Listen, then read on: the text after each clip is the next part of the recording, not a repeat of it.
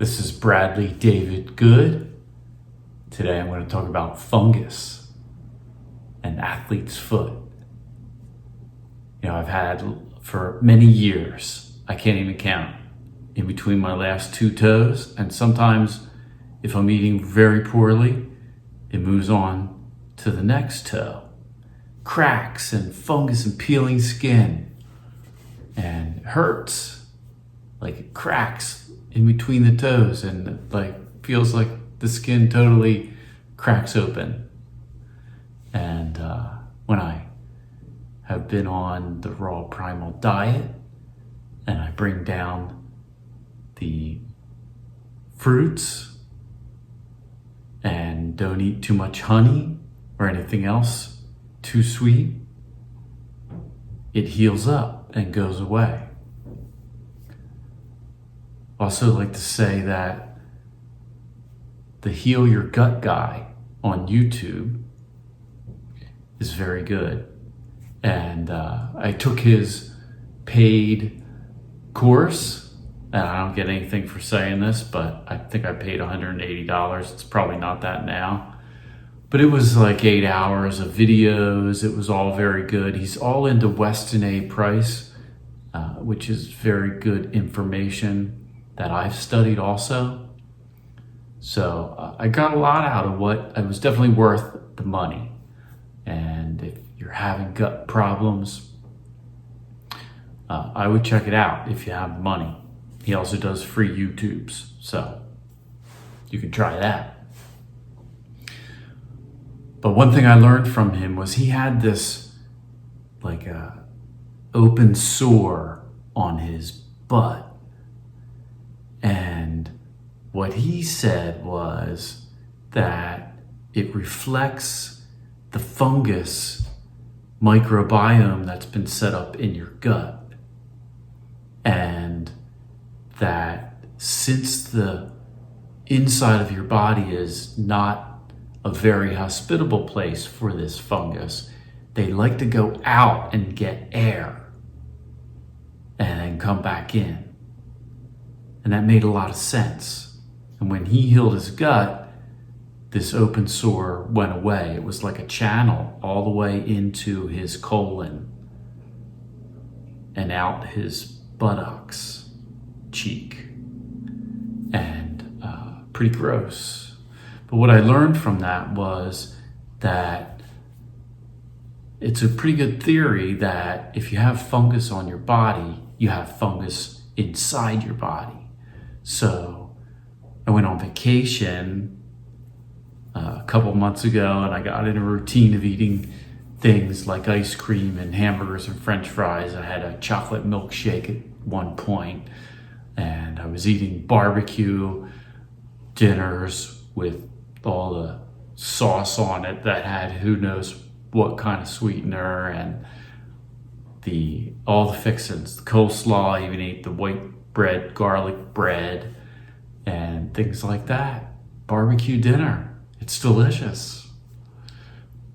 But I noticed that this fungus on my toes, in between the last toe, started growing more and cracking more, and I would feel the pain in between the toes, and it was bothering me a lot. So, now that I've been back on this diet for quite some time now, I don't know, a month solid. Before that, month of not too solid, but not too bad. It's healing up, and I'll show you that now. I'm out here in the sun so I can show you this fungus or athlete's foot. You can see in between these toes that the skin is peeling, and this is healing since I've been mostly on raw food again. But a couple months ago I was on vacation and ate all this junk, and this got to the point where right in the crack between the toes it was all split and red and hurt really bad. And it's healing there, and I suspect it'll take another week or two and it'll heal all the way over like it's done before. I wanted to show you this other toe. It's doing basically the same thing over here. And it too was cracked worse and is healing up now. So I'll check in with this a little later. So now let's see what Agenus Vonderplanet says in We Want to Live about athlete's foot and fungus. Page 228. Athlete's foot is a fungus under and in the skin, characterized by itchy, peeling skin that has a sour odor. I have found two basic causes for it: high adrenaline level or accumulated volatile toxins, including vaccines and antibiotics. I had a lot of antibiotics years ago for Lyme disease. They installed a line to my heart, and I had a big bag with a pump with batteries. 6 days a week for 2 hours, I'd pump a bag of antibiotics in.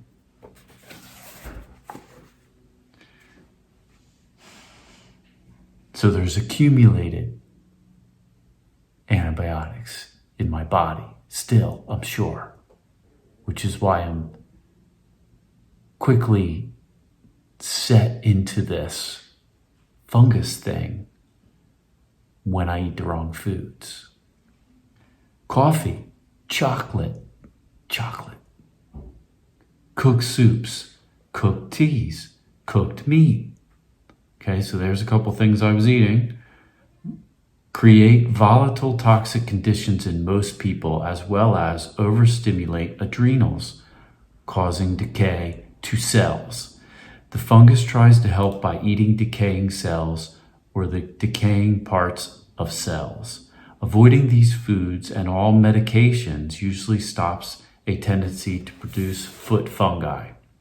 However, as long as toxins remain in the area causing the decay, the fungus will continue to do its job unless it is poisoned by medication.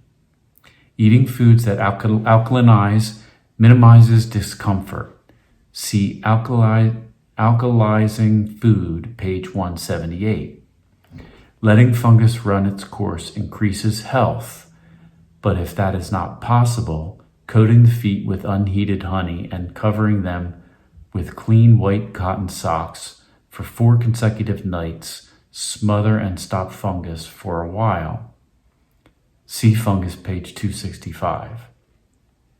Also, applying the Primal Facial Body Care Cream, recipe in the book Recipe for Living Without Disease, soothes itching and usually allows fungus to work without excessive discomfort. So he's saying, let it run its course. It's doing a good job of consuming the nasties. So let's look at alkalinizing food. Alkalinizing food on page 178 neutralizes acidity and volatile toxins, refreshing an acidic and toxic body. Except for wheatgrass juice, all edible, raw, fresh vegetable juices, which I've been thinking about doing again and plan on doing probably this coming week. I'll show you how I make my juice and store it the way Agenus says, which is pretty cool. Okay. Fresh vegetables, raw juices, raw fruits, raw fresh fruit puree are alkalinizing. Raw fresh tomatoes, which I ate 9 of this week because the Spirit just told me to do that. Raw fresh figs, raw fresh pineapple, which I ate 3/4 of a pineapple this week. Raw fresh lemons, which are on my list to buy when I go to the store. And raw fresh parsley. Parsley are the most alkalinizing. I'm going to make the most recommended endogenous juice, which is celery parsley. So you get all the good celery salts, which are these like bile salts. Natural salts in plants are very good. Rock salt, mineral salt in a shaker isn't that good. Alkalinizing foods do not need to be eaten together or eaten exclusively except during particular ailments. But if they are included when you desire them or have a toxic problem, in a balanced raw diet, physical, emotional, and mental life will be easier. Although tomatoes, apples, citrus fruit, and raw, unpastured apple cider vinegar are considered acidic, they alkalinize the body and blood. So I also had my liver gallbladder cleanser thing, which includes pineapple mixed with cream and apple cider vinegar, which is an acid but alkalinizes.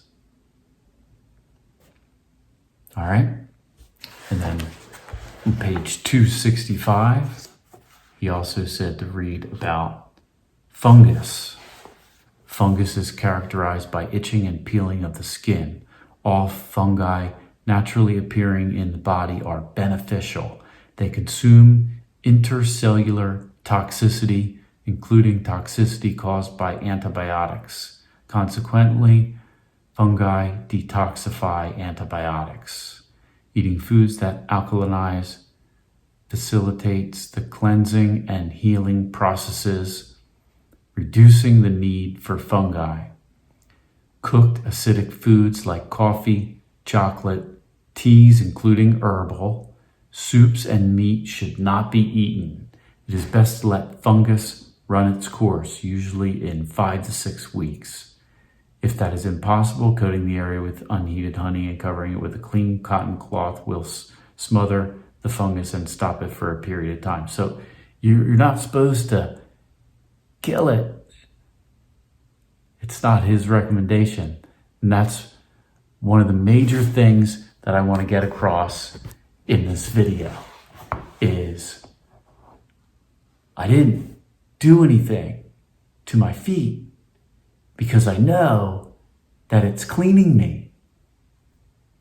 And I also didn't do something to my feet because I want to get to the root of what the issue is that's in my body, an unbalanced situation that's causing fungus to grow on my body. See, lots of people just treat the symptom. And I don't do that anymore. I want to rebalance my body and take these things as signals and signs that something is not balanced and I need to change something. So that's what I'm doing. And this doesn't happen overnight. He says 5 to 6 weeks. You know, I would say to really heal it, it's probably more like 3 months. I've noticed that 3 months is a really good time frame for a lot of things to really start healing. And it doesn't really heal until really more like 1 to 2 years, like 1 year. And I've done this primal eating, raw primal eating for about 3 months. I start feeling really good at that time. And then things would sneak into my diet and habits. And then I would want more of that. And then foot fungus would come back. And I noticed that my gut wasn't feeling as good. My joints weren't feeling as good. And then I would go back and forth like this, but I learned a lot from going back and forth, like what I'm telling you about the foot fungus. I think it's an indication of your gut. And anything on your skin, most things on your skin are an indication of the health of your gut and of your liver and the inside of your body, basically. So, I'm going to stay on this. I'm going to update you in a little while as to how my feet are doing, and we'll see what happens. I'm going to do the juice next week. I've also been eating pickles. Not sure if they're alkalinizing, but they are in vinegar. So I'm not sure if the vinegar that the pickles are in is still alkalinizing, or you have to use the apple cider vinegar that's alive with the mother in it. But I sure have been craving those pickles, and they're good. And their cucumbers are, I think, alkalinizing.